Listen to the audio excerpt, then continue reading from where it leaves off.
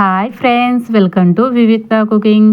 ఇవాళ 2 రెసిపీస్తో మీ ముందుకు వచ్చేసానండి. ఒకటి పప్పుచారు, ఇంకొకటి అందులోకి సైడ్ డిష్గా నంచుకోవడం కోసం దొండకాయ ఫ్రైతో మీ ముందుకు వచ్చానండి. మరి ఈ 2 రెసిపీస్ని ఎలా ప్రిపేర్ చేసుకోవాలో చూసేసేయండి.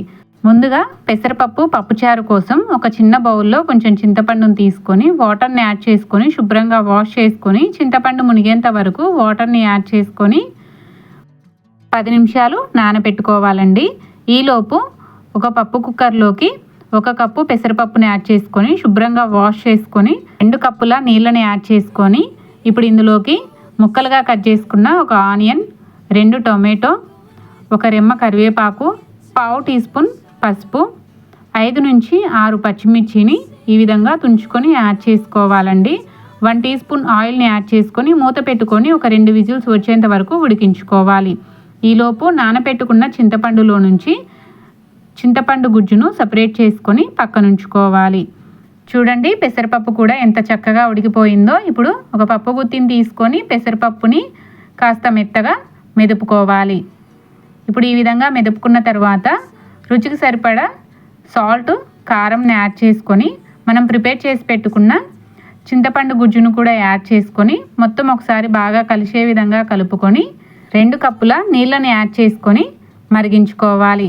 చూడండి, పప్పుచారు ఈ విధంగా మరిగిన తర్వాత స్టవ్ ఆఫ్ వేసుకొని వేరొక బౌల్లోకి తీసుకొని పక్కన ఉంచుకోవాలి. ఇప్పుడు పప్పుచారులోకి పోపు కోసం 1 టీ స్పూన్ ఆయిల్ని యాడ్ చేసుకొని ఆయిల్ బాగా హీట్ అయిన తర్వాత 1 టీ స్పూన్ ఆవాలు, 1 టీ స్పూన్ జీలకర్ర, 4 నుంచి 5 వెల్లుల్లి, 1 రెమ్మ కరివేపాకు, 3 నుంచి 4 ఎండుమిరపకాయలను యాడ్ చేసుకొని ఫ్రై చేసుకోవాలి. ఈ విధంగా ఫ్రై చేసుకున్న తర్వాత మనం ప్రిపేర్ చేసి పెట్టుకున్న పప్పుచారులోకి యాడ్ చేసుకొని సన్నగా కట్ చేసుకున్న కొత్తిమీరను కూడా యాడ్ చేసుకొని మొత్తం బాగా కలిసే విధంగా కలుపుకొని సర్వ్ చేసుకుంటే కమ్మని పప్పుచారు మన సొంతమండి. మరి ఈ పప్పుచారులోకి సైడ్ డిష్గా ఏం తినుకోకుంటే మనకు తిన్న తృప్తి రాదు కదండి. మరి అందుకోసమే దొండకాయ ఫ్రై. ఈ దొండకాయ ఫ్రైని ఎలా ప్రిపేర్ చేసుకోవాలో చూద్దామా. పొడవుగా కట్ చేసుకున్న 1/2 కిలో దొండకాయలను తీసుకోవాలండి. దొండకాయలని వీలైనంత సన్నగా పొడవుగా కట్ చేసుకొని తీసుకోవాలండి.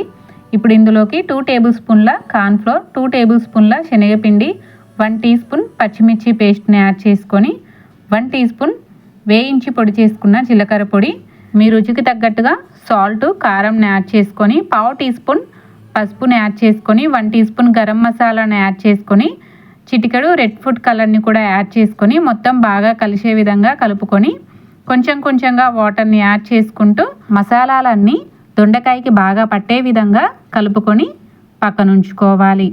ఇప్పుడు స్టవ్ పై కడాయి పెట్టి డీప్ ఫ్రైకి సరిపడా ఆయిల్ని యాడ్ చేసుకొని ఆయిల్ బాగా హీట్ అయిన తర్వాత వీడియోలో చూపించిన విధంగా దొండకాయల్ని వేసుకోవాలి. స్టవ్ని హై ఫ్లేమ్లో మాత్రమే ఉంచుకొని దొండకాయల్ని బాగా క్రిస్పీగా గోల్డెన్ బ్రౌన్ కలర్లోకి వచ్చేంత వరకు ఫ్రై చేసుకోవాలండి. చూడండి, ఈ విధంగా ఫ్రై చేసుకున్న తర్వాత దొండకాయలను తీసుకొని పక్కన ఉంచుకోవాలి. ఇదే విధంగా మిగతా దొండకాయలను కూడా ఫ్రై చేసుకొని తీసుకోవాలి. ఇదే ఆయిల్లోకి 4 టేబుల్ స్పూన్ల పల్లీలను యాడ్ చేసుకొని ఫ్రై చేసుకోవాలి. ఈ విధంగా ఫ్రై చేసుకున్న పల్లీలను దొండకాయలోకి యాడ్ చేసుకొని 2 రెమ్మల కరివేపాకును కూడా ఫ్రై చేసుకొని తీసుకోవాలి. ఇప్పుడు ఇందులోకి 1/2 టీ స్పూన్ గరం మసాలాని యాడ్ చేసుకొని మొత్తం బాగా కలిసే విధంగా కలుపుకొని సర్వ్ చేసుకుంటే క్రిస్పీ దొండకాయ ఫ్రై రెడీ. పెసరపప్పు పప్పుచారు, ఈ దొండకాయ ఫ్రై వీడియో మీకు నచ్చినట్లయితే ప్లీజ్ లైక్ చేసి మీ ఫ్రెండ్స్ అండ్ ఫ్యామిలీకి షేర్ చేయండి. ఇలాంటి మరిన్ని వీడియోస్ కోసం మన ఛానల్ని సబ్స్క్రైబ్ చేసుకోండి. వీడియోస్ చూస్తున్నారే కానీ సబ్స్క్రైబ్ చేసుకోవట్లేదు, ప్లీజ్ సబ్స్క్రైబ్ చేసుకోండి.